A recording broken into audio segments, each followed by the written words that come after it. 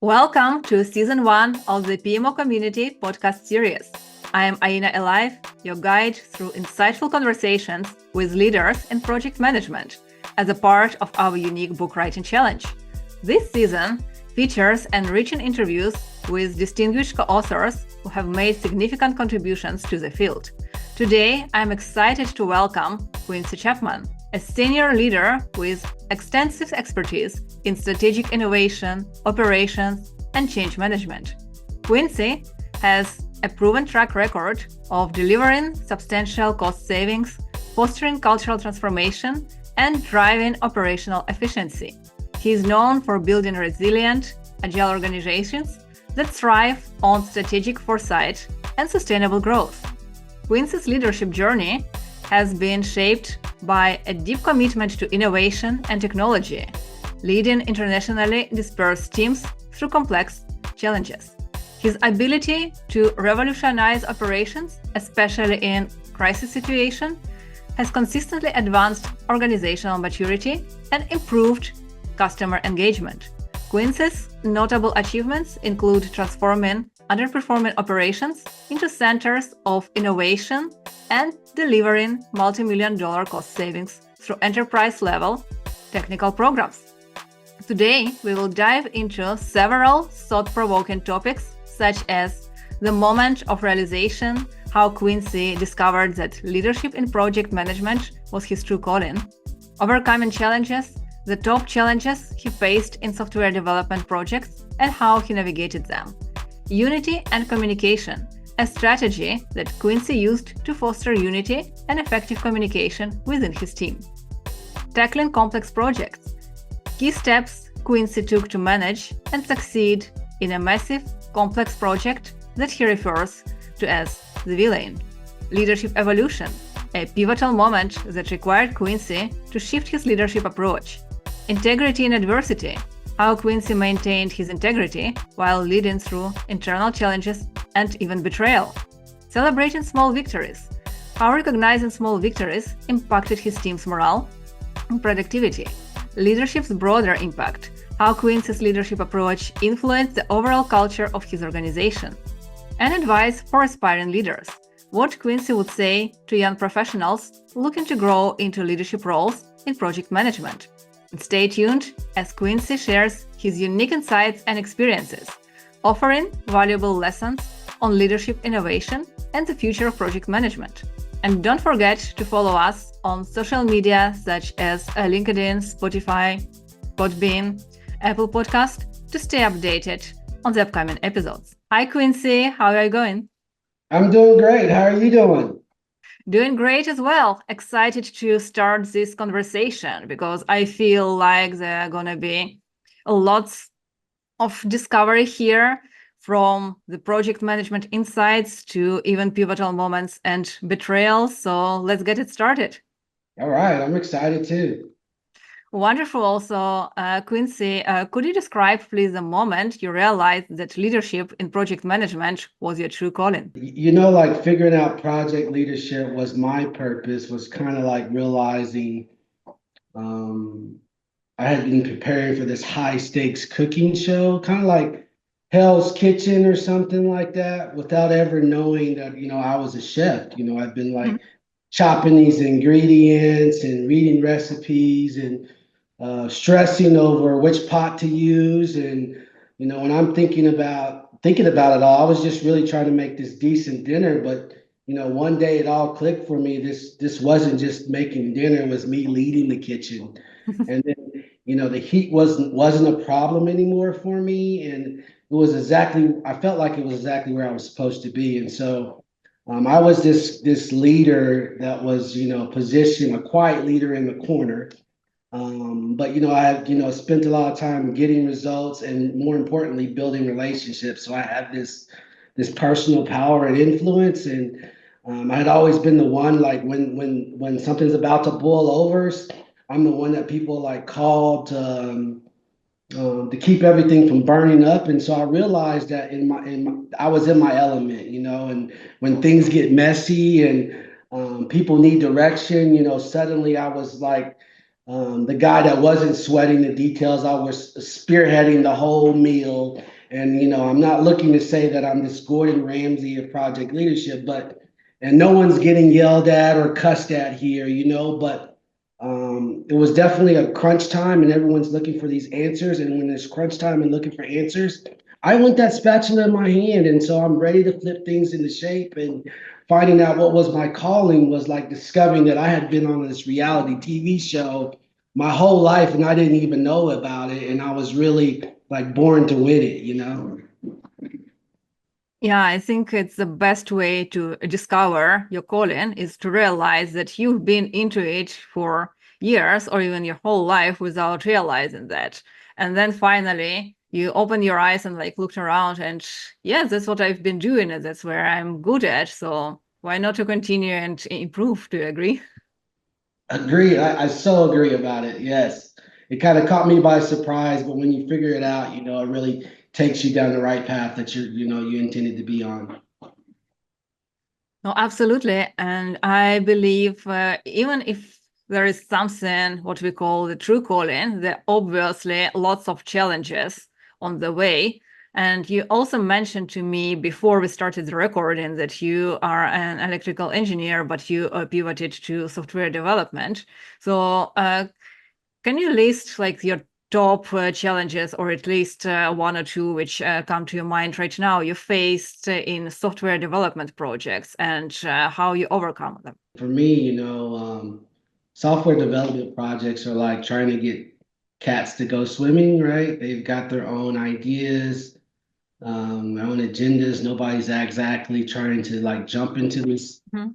water, right? Or jump into something new. And, you're doing product management, program management, and change management. And so for me, I'm a whiteboarding guy and I get in there and do some whiteboarding. I'm thinking I'm doing the greatest strategy, and I can look on people's faces and they're looking for the exit door. So, I really, the first thing I really had to do is realize that project management and change management doesn't have to be or sound like this dental procedure that you're trying to go do, right? People get scared of it and really try to make it more adventurous, And so, that was my approach to kind of take things and break them down to gamify them or workshops or to just have different like more conversational than actually pulling up the spreadsheet and working through these things, right? And then I had to embrace unorthodox strategies. So a lot of times you get a top-down mandate from leadership, and I threw that out the window and said, I'm going to go rogue and started to find, who are my stakeholders, unexpected allies. Who are the rebels? Like, who are the people they're going to go against the grain? Who are the quiet influencers? And who are the folks that like want to try something crazy and see if it will stick? And so,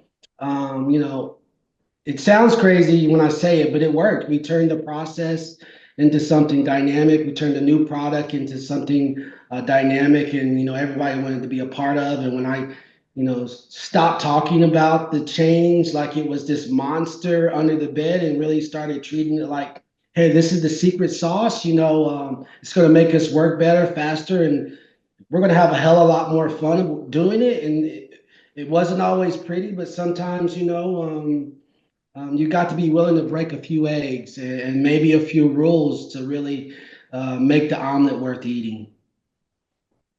That was a really great example of the dental procedure. That's how I felt when I became a project manager, that I'm doing the dental procedure and everybody is scared around and I'm scared Yeah. alone. Yes. Everybody's like, oh, I don't want to go. No. She's here again. She's going to pull my tooth out. I don't want to do it. Yeah, that's so right. Oh, that's so good. So good. Yes, I will jump into a little bit different topic because in your chapter you mentioned about internal betrayal, which I think many people dealt with in some way or another, but it's kind of like a topic many people avoid because they believe that it's might be some personal or because they are ashamed to bring it up. So I'm so glad that You mentioned about that in your chapter, and also like knowing that dealing with any types of betrayal is a tough challenge. So maybe you have some advice, or how did you manage to maintain your integrity and leadership amidst such adversity?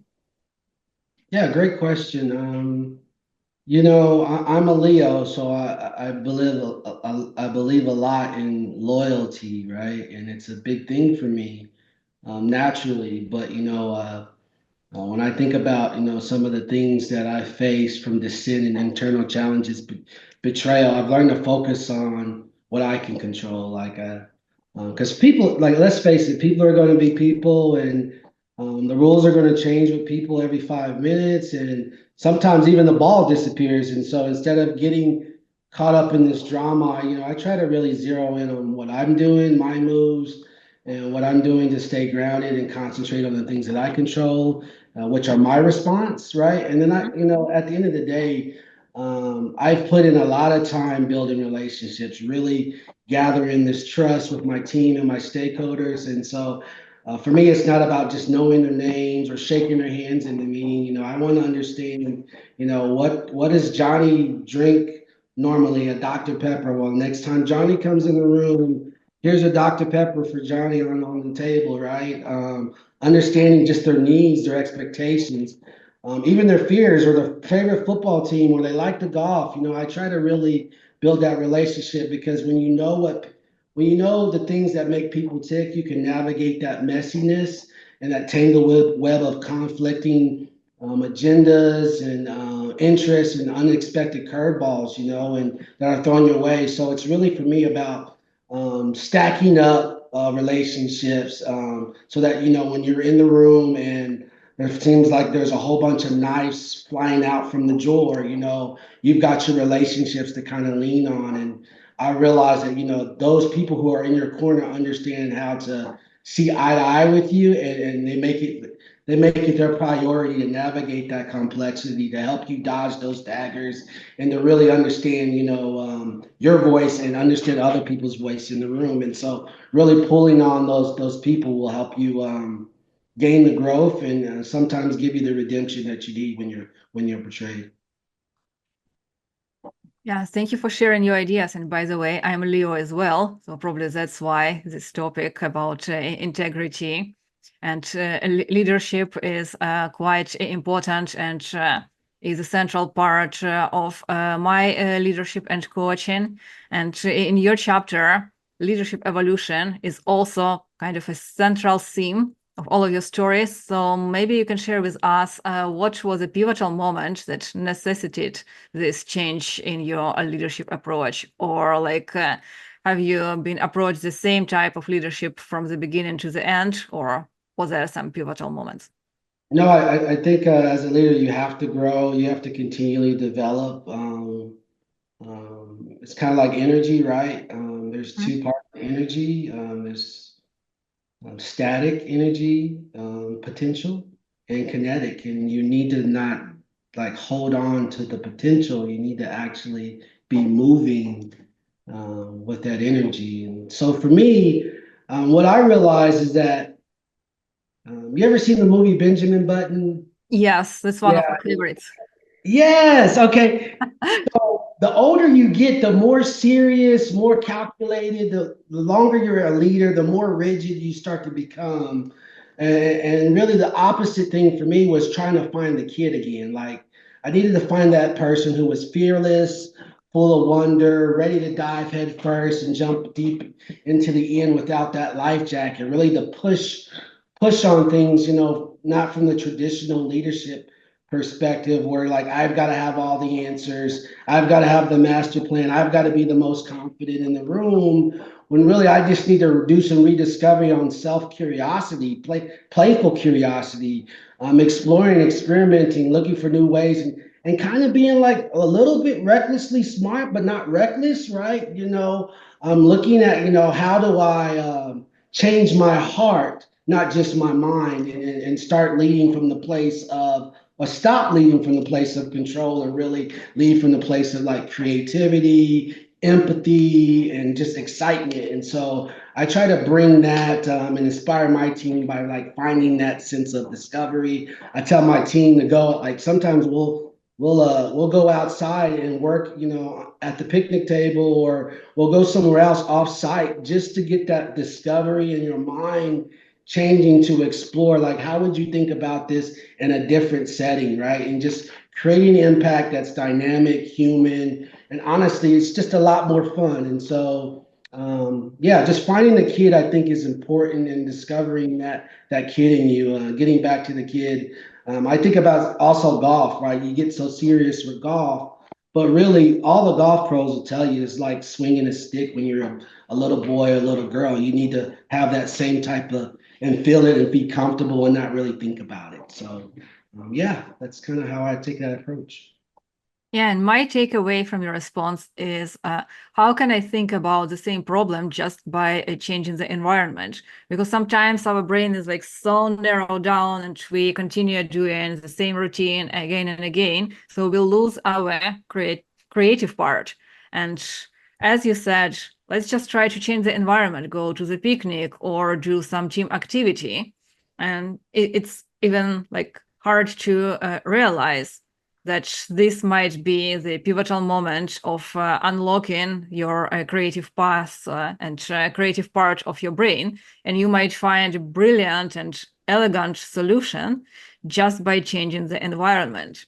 So, yeah, I already forgot about it. Again, being so much focused on the environment where I am. Well, Yeah. this takeaway for tomorrow.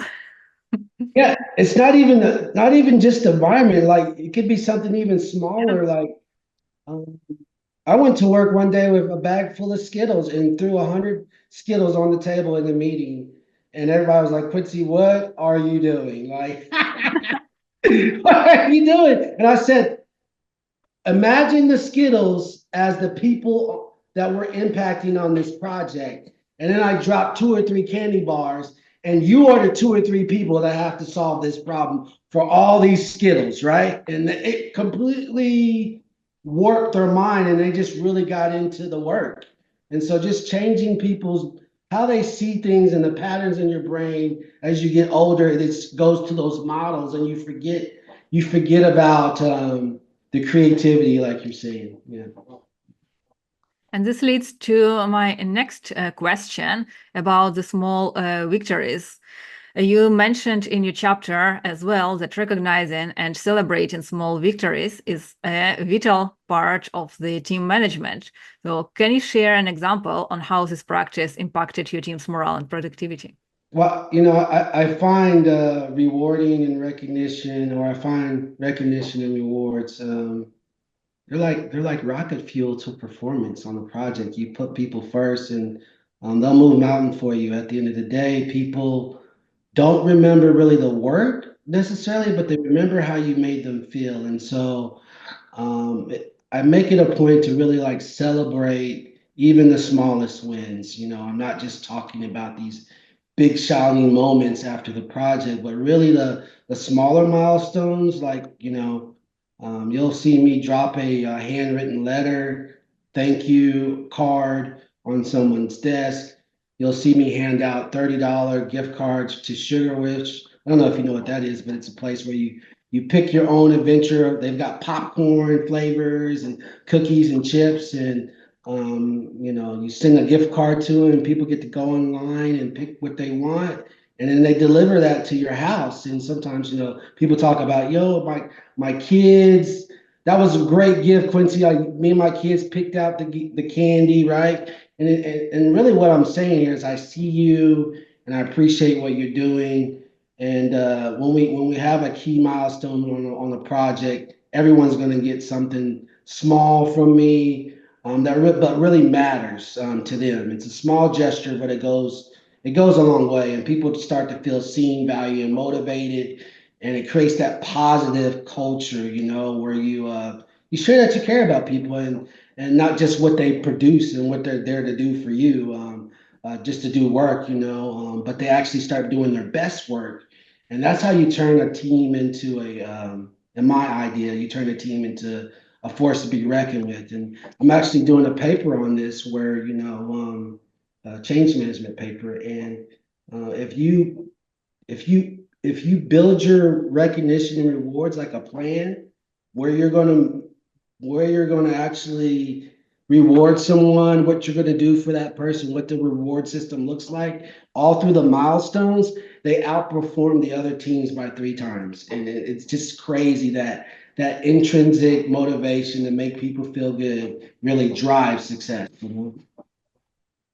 Yeah, I really would like to read this work. You are doing the research right now, and also want to share from my part that victories and celebrations definitely important, and I try to implement it working with my teams, but I always forget to do it for myself. I feel like in my work I never have something to celebrate. It's never enough for me to call something a victory, but it's definitely a wrong approach. So it's a great reminder to celebrate even small achievements and to recognize them first, because to celebrate, we need to recognize them. And I think many people have problems with recognizing what they do, even if it's something small. Very true. Thanks for saying that. I agree. I totally agree. Thank you. So we are wrapping this conversation up, unfortunately, and my last question will be looking back on your very interesting journey, Quincy. What advice would you give to young professionals who just started their career and who are aspiring to leadership roles in project management? Ooh, you want my advice for leadership, stepping into leadership? You have to strategically, in my head, you have to strategically learn to adapt while you're moving rocks and hauling water, right? Create all kinds of different terrain. Because real leadership isn't really smooth. It's not this paved road that's perfectly mapped out. It's that unpredictable trail run that you go up the mountain in Salt Lake City, right? Where you're carrying these heavy buckets and dodging boulders, and sometimes you're going through this mud. But I'd say the key is to embrace the grind. You got to be willing to do the hard work, the unglamorous hauling water and moving rocks, and um, you're not going to always get it from books or theories. You got to get some sweat into it. You're going to have some setbacks. You're going to have to feel some realities and some gritty moments. You've got to figure out things on the fly. And so learning to be able to be strategic at looking at that terrain ahead and the obstacles and adapting your approach and not just get caught up in the moving the rocks. Think about why are we moving the rocks? And where are we trying to go with this? And stay open goes back to your mind, like the kid thing. Stay open, stay curious. Don't be afraid to change your strategy midterm. Like if you have to pivot. And then at the end of the day, leadership is about balancing the big view, right? The big picture, but with the boots on the ground reality. And it's about learning constantly, adapting quickly, and be able to get your hands dirty. So I'd say, in the pursuit of something great like leadership, if you're ready to lead, just be prepared to do some heavy lifting, but do it smart, do it thoughtfully, and just like never lose sight of that mountain that you're climbing, and you'll be great. Yeah, I love the advice. And our time is over, so we have to wrap it up for today. But I really hope to see you in our season 2 and 3. And no matter how many seasons we have, I hope you will be our constant guest. Thank you. You've done a great job. Thanks for having me, and really appreciate the opportunity. Thank you, Quincy, and thank you all for tuning in to the PMO Community Podcast for this enlightening discussion with Quincy Chapman. A special thanks to our volunteers at the PMO Community Podcast for making this episode possible. And stay tuned for more captivating insights and interviews in our upcoming episodes. And don't forget to follow us on social media such as LinkedIn, Spotify, Apple Podcasts to stay updated. And if you find this episode valuable, please remember to like it and share it. And feel free to reach out to me on LinkedIn with any questions or requests. And for all of the latest updates, make sure to follow us on our social media. Thank you.